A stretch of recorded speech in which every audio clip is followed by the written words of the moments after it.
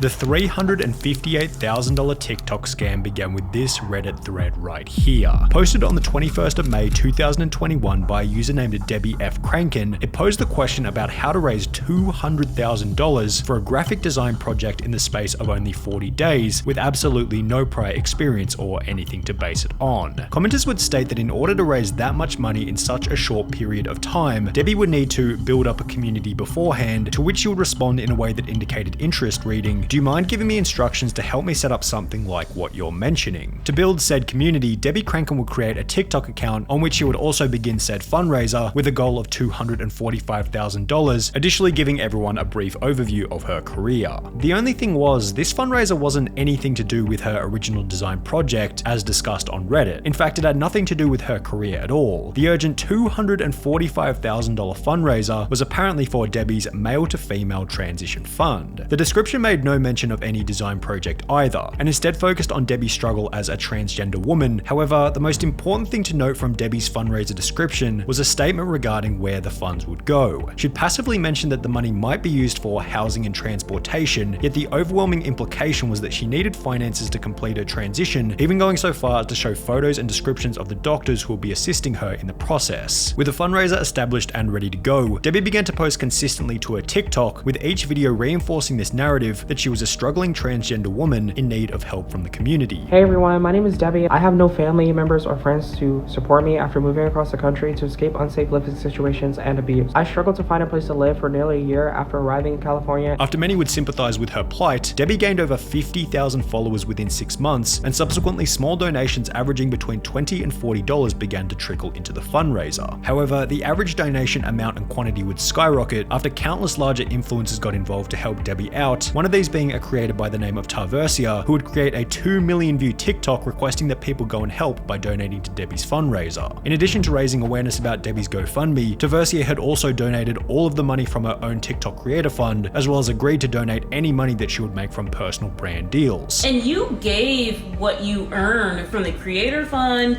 and any brand deals. And any brand deals. However, Tarversia wouldn't be the only person to donate large amounts of money to the fundraiser, as after it had gained traction with these larger influencers, the top donor list began to fill with $1,000, $2,000, and $4,000 donations, reaching $76,000 by mid-January 2022. However, as the old saying goes, there's no such thing as free money, and it will be at this point that Debbie Crankin, the creator of the fundraiser, began to get exposed in every way, shape, and form. We have boosted your videos and tried helping you because we thought you were a struggling black transgender woman, and you weaponized your own identity to scam. The first red flag was without a doubt her response to having raised the initial $76,000. While most people will be happy, thankful, or grateful to have received this much money as a donation, it will become increasingly obvious that Debbie Crankin had absolutely zero appreciation or gratitude for the money that had been donated. Hey everyone, my name is Debbie and I'm a black transgender woman. This is Gavin, a white transgender man. Gavin was able to raise $50,000 in 3 days for his GoFundMe campaign.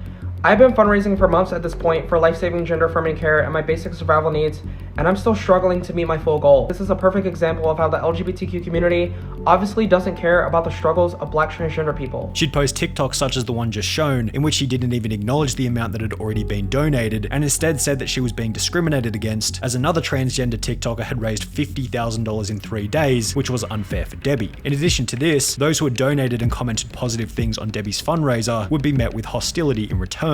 Even when we were nice to you before the information spread around, your spoiled ass was still hurtful to people. Hope it goes well. Thanks for straight up ignoring my request to take action by reposting/sharing the video. Good luck, Debbie. 813 likes, but people still decide not to repost the video on Instagram, Twitter, Facebook, Reddit, etc. Keep fighting, Debbie. I really hope the 586 people that liked this reposted the campaign, but you all never listened to me, so boost. Stop commenting this underneath my videos, and all 485 people who liked this comment and didn't repost, stop following me. You've already raised a significant amount of money and you're berating the people in your comments that are actually giving you positive energy, sending positive vibes your way, and it's not enough. so you're upset with them. It's giving ungrateful. It's giving entitlement. Debbie Crankin would also message Taversia, the girl who had created the 2 million view TikTok for the fundraiser, stating that 2 million views wasn't good enough and that she should have helped out more than she already had. The video that you made for Debbie was viewed over 2 million times.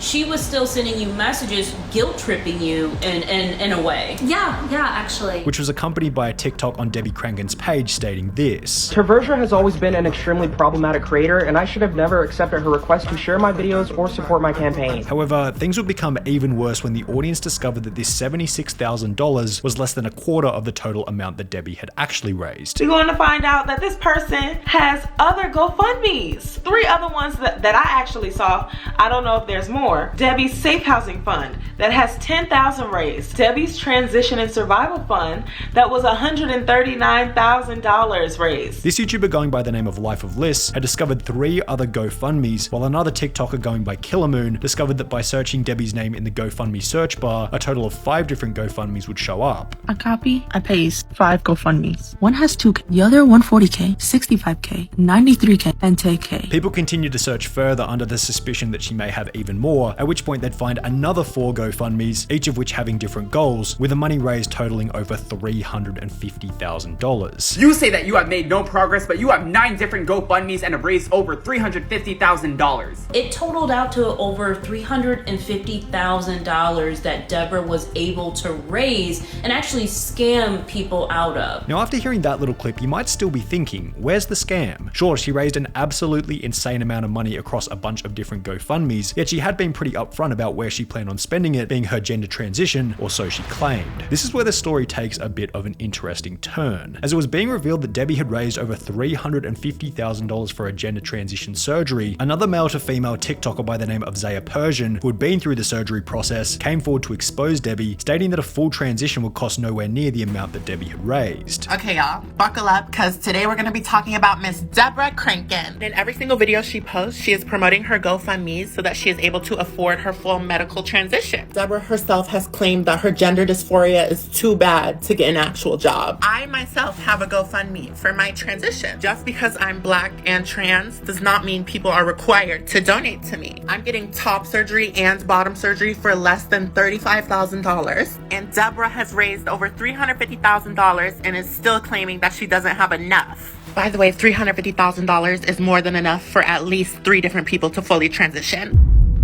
The more hopeful amongst her audience gave Debbie the benefit of the doubt, assuming that maybe she was going to a celebrity surgeon. Why are they so expensive? Oh, she's living in Beverly Hills. Maybe she's going to a celebrity plastic surgeon that costs more. However, this was shut down by a different transgender woman named CC Jacobs, who would comment, "Criminal mastermind. First of all male to female surgeries combined would be less than $100K, even if you went to upscale surgeons for all of them." Feeling the heat from the allegations, Debbie Crankin would clap back against Zaya, stating that she was the problem with the Black transgender community. I have not weaponized my identity. This little girl just looks crazy as hell in these videos. You should be ashamed of yourself for trying to tear down another Black transgender person for some internet drama clout, and you are the reason why the Black transgender community is so divided. You were the one perpetrating hate towards Black transgender people. And subsequently, the two would end up in a hilarious live stream argument. I'm working hard. I'm actually doing it out here. I actually have something, a product to show people that we worked on for over a year. And you look like a clown. And you look like a clown. And people are going to continue to support me. And people like you are not going to stop me. Just keep begging, babe. You're a beggar. That's what you are. You guilt trip people. The reason I made a video about you is because you're begging for money for a transition that is already paid for. You're already paid for. You don't need any more money. Why are you asking for more when you have $350,000? Instead of Debbie addressing the claims on her TikTok with a decent rebuttal, she'd simply make her profile private. She has gone private. So instead of answering these claims with a TikTok post, she's gone private. However, this only seemed to bring more attention to the drama, leading another TikToker to expose Debbie further by stating that in the state of California, all of the surgeries can actually be completed for free. I'm a Black trans woman in Los Angeles. All your surgeries through Medicare can be done for free. Debbie does live in California. She could get all these things for free, but who needs $300,000 for surgery. So if the surgeries could be completed for free or for less than $100,000, the obvious question was, where had the excess money gone? She has this expensive car, an expensive apartment that she's paying, and basically all of those funds went to supplement her lifestyle. So from what we understand, she hasn't really applied any of the money, any of the $350,000 to get surgery for her transition. As it turns out, Zaya Persian, the girl who had argued with Debbie on livestream, wasn't finished with exposing this fraudster. The real reason Debbie feels like she doesn't have enough money is because she used the money from the GoFundMe to get a luxury apartment in Beverly Hills that is over $3,000 a month. She's asking for $10,000 for furniture, and she put $7,000 down on an Audi A5. And she's claiming if that people don't share and donate, that they're transphobic and they don't like black trans women. After doing a little more digging, Zaya would come to find out that not only had Debbie been renting a luxury Los Angeles apartment, but she had also put a down payment on an Audi A5, the price of which starting at over $40,000 US. Debbie once again refuted these claims. You lied and said I have an Audi A5. I don't have an Audi A5, so I don't know where the I said I have one or where the you or anybody else has seen me in an Audi A5. I don't live in Beverly Hills. You don't know my address. However, Zaya went on to post further proof showing that Debbie had been lying. Hate to break it to you, babe, but this is a screenshot from your GoFundMe with the bill of your car payment. And it says the color of your car is Mythos Black, which is a custom Audi color. Plus, the car only has 6 miles, which means it's brand new. You may or may not live in Beverly Hills, but you do live in a luxury apartment somewhere in Los Angeles because your rent is $3,300 a month. And you said that you needed a car and a place to live for your survival and well-being. But I don't think a brand new luxury car and apartment is required for survival. As people were discovering this information about where the money had really gone, other TikTokers began to regret their decision to donate. This was a huge bummer to me since I donated to her while being a broke college student. It's also a bummer to me as a trans person since I feel like no one is going to believe us anymore. And this is arguably the most sinister part about the whole fundraiser. They're getting a lot of people who are going to use this as an opportunity to hate against the trans community. Yes, it's going to make a lot of people who want to help, it makes them second guess